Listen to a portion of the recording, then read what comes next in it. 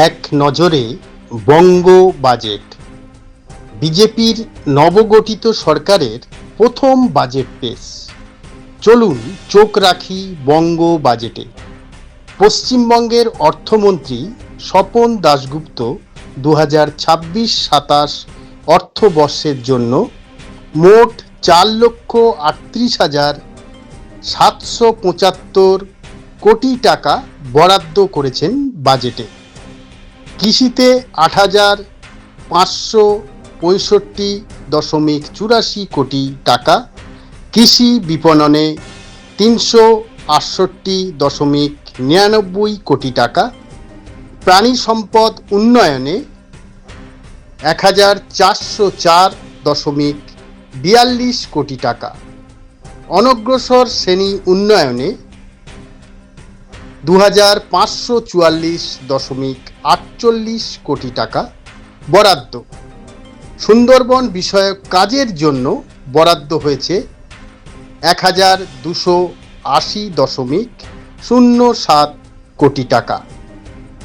উত্তরবঙ্গ উন্নয়নে বরাদ্দ হয়েছে 1,821.52 কোটি টাকা। সংখ্যালঘু উন্নয়ন ও মাদ্রাসা শিক্ষায় বরাদ্দ হয়েছে 2,165.42 কোটি টাকা। পঞ্চায়েত ও গ্রামোন্নয়নে 51,836.55 কোটি টাকা বরাদ্দ হয়েছে। শিল্প বাণিজ্য এবং শিল্প উদ্যোগে বরাদ্দ 3,266.59 কোটি টাকা। জরুরি পরিষেবার জন্য প্রতিটি থানায় একটি করে গাড়ি চালু করা হবে, বরাদ্দ 100 কোটি টাকা। রেজিস্ট্রেশন পদ্ধতি আরও স্বচ্ছ ও সহজ করা হয়েছে, 50 কোটি টাকা বরাদ্দ। বন্যা প্রতিরোধ ও পুনর্বাসনের জন্য 50 কোটি টাকা বরাদ্দ। বন্যা যোজনায় বরাদ্দ 36,000 কোটি টাকা।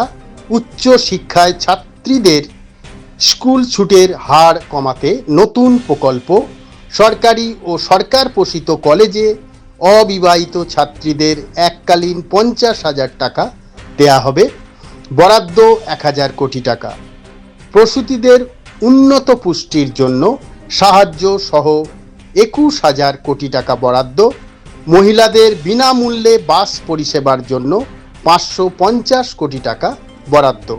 ঝাড়গ্রামে 150 কোটি টাকা ব্যয়ে আদিবাসী বিশ্ববিদ্যালয় গড়া হবে, 10 কোটি টাকা বরাদ্দ। 125 দিনের কাজের জন্য রাজ্য সরকারের 14,000 কোটি টাকা বরাদ্দ। আবাস যোজনা গ্রামীণের জন্য 13,000 কোটি টাকা বরাদ্দ। রাজ্যে 1 লক্ষ শূন্য পদে নিয়োগ হবে। নতুন নিয়োগের 33% পদ মহিলাদের জন্য সংরক্ষিত। এই শূন্য পদের মধ্যে 20,000 পুলিশ বিভাগে, 50,000 শিক্ষক শিক্ষাকর্মী, বিভিন্ন সরকারি অফিসের শূন্য পদে নিয়োগ করা হবে। 10% অগ্নিবীরদের জন্য সংরক্ষিত থাকবে। সরকারি পদে নিয়োগের ক্ষেত্রে বয়সের ঊর্ধ্বসীমায় 5 বছর ছাড় দেওয়ার সিদ্ধান্ত ঘোষণা হয়েছিল পূর্বেই। এই সুবিধা পরবর্তী 2 বছরের জন্য বহাল থাকবে। সরকারি কর্মচারীদের জন্য 20% মহার্ঘ ভাতা বৃদ্ধির ঘোষণা। 1 অক্টোবর থেকে এটি কার্যকর হবে। এতদিন পর্যন্ত সরকারি কর্মীরা 18% হারে ডিএ পেতেন। নতুন ঘোষণা কার্যকর হওয়ার পর বর্ধিত হারে সব মিলিয়ে 38% ডিএ পাবেন রাজ্যের সরকারি কর্মীরা। এই ঘোষণার ফলে কেন্দ্রীয় সরকারি কর্মচারীদের সঙ্গে রাজ্যের সরকারি কর্মীদের ডিএর ফ্যারাক 22%। হুগলি ভাগীরথী নদীর উপর জেটি উন্নয়ন। জেটি ও গ্রামীণ বাজারের যোগাযোগ বৃদ্ধিতে 100 কোটি টাকা বরাদ্দ। সুন্দরবনে যোগাযোগ ব্যবস্থা উন্নয়নে 100 কোটি টাকা বরাদ্দ হয়েছে।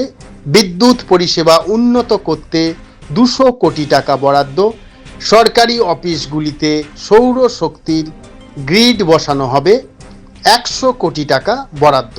মুড়িগঙ্গায় সেতু নির্মাণে 100 কোটি বরাদ্দ। আদর্শ স্কুল গঠনের জন্য বরাদ্দ হয়েছে 2100 কোটি টাকা। মদের দোকান নিয়ে কড়াকড়ি। শিক্ষা প্রতিষ্ঠান, হাসপাতাল ও ধর্মীয় স্থানের 1 কিলোমিটারের মধ্যে কোনো মদের দোকানের নতুন লাইসেন্স নয়। কলকাতা পুরসভার ক্ষেত্রে ন্যূনতম দূরত্ব হবে 500 মিটার। দুর্গাপুজোকে ঘিরে পর্যটন ব্র্যান্ডিং অভিযান। ব্যবসাকে সিন্ডিকেট মুক্ত করতে আইন। বয়স্ক বিধবাদের ভাতা 500 টাকা বৃদ্ধি। বয়স্ক বিধবা এবং বিশেষভাবে সক্ষমদের মাসিক ভাতা 500 টাকা বৃদ্ধির ঘোষণা। বিনামূল্যে বাস পরিষেবার বরাদ্দ 550 কোটি। অন্নপূর্ণা যোজনায় বরাদ্দ 36,000 কোটি। ঝাড়গ্রামে আদিবাসী বিশ্ববিদ্যালয় তৈরির ঘোষণা। বিধায়ক তহবিল 70 লক্ষ টাকা থেকে বৃদ্ধি করে 1 কোটি টাকা করা হয়েছে।